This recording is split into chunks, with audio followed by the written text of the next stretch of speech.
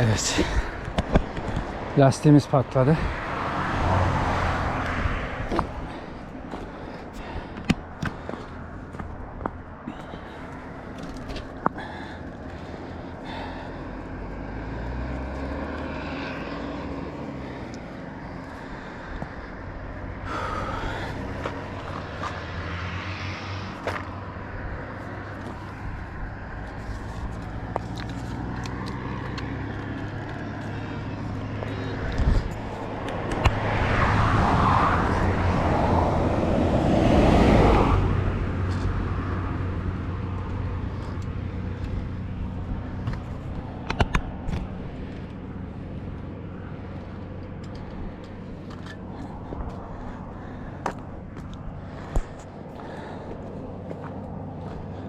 Evet, lastiğimiz patladı. Onu yapıyoruz.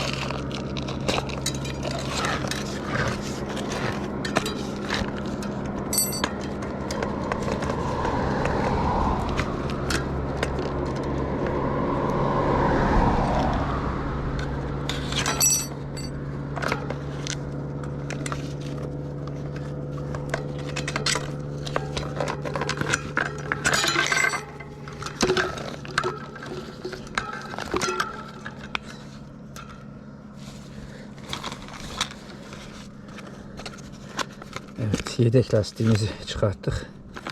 Vakit kaybetmeden yedek lastiğimizi takmamız gerekiyor.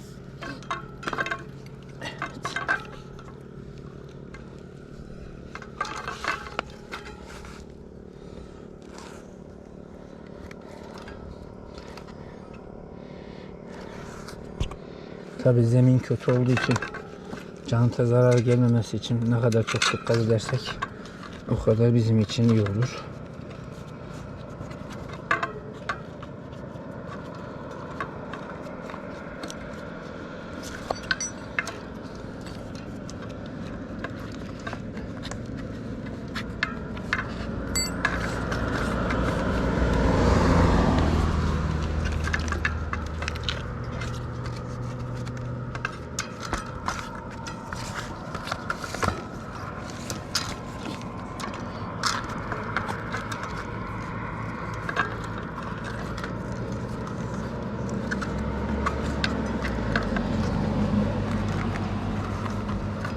Bu işin gece başımıza gelmesi daha kötü.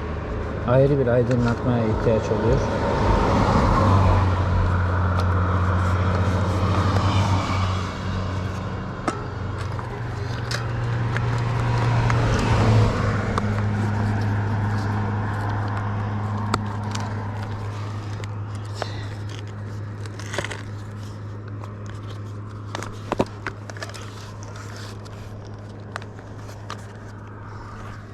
Yazın sıcakta lastik genleştiği için biraz daha rahat esneme pozisyonu var.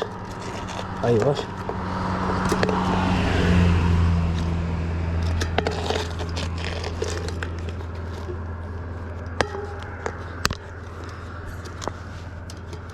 Şimdi taktık.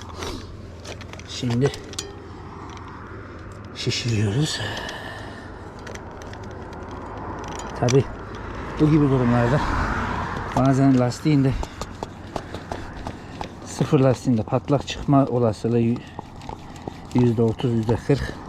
O yüzden aldığımız yerde lastik kontrol edip öyle çıkmamız gerekiyor. Çünkü benim başıma geldi. Birkaç defa internet siparişi verdim. Tabi bunu internetten aldığımız için hemen ihtiyaç olmayınca kullanmadık. Ve bir süre ihtiyaç olduğunda patlak çıktı. Tekrar başka bir lastiği takmak zorunda kaldık.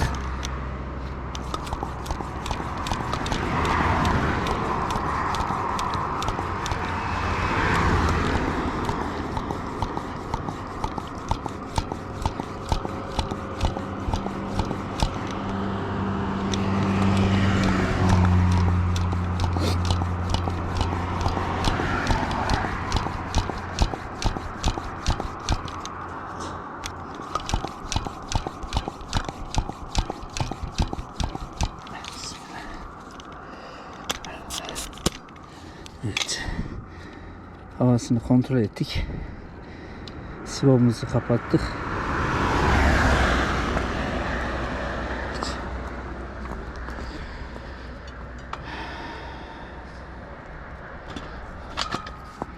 Yerine oturtuyoruz. Tekrardan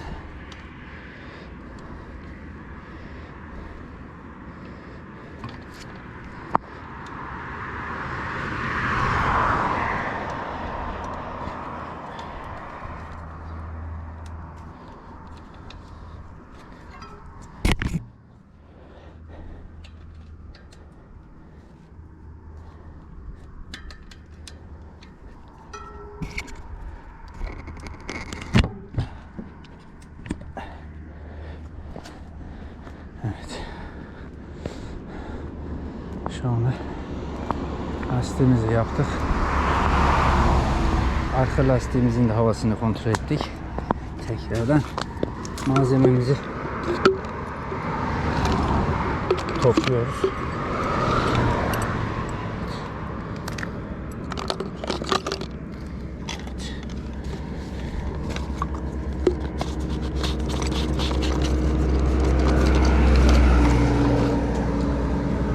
Bunu evde tekrardan yama yapacağız.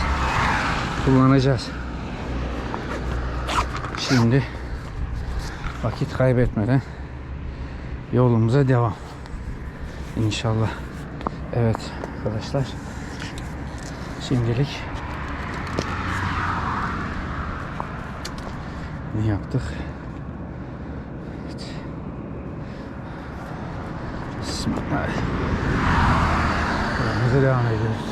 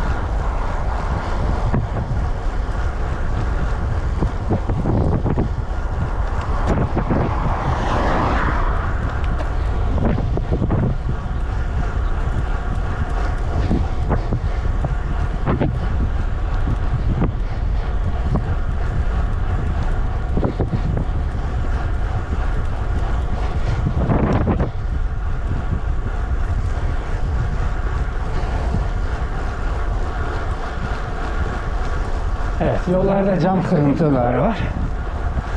Bunlar lastiklerimizi patlamasına vesile oluyor.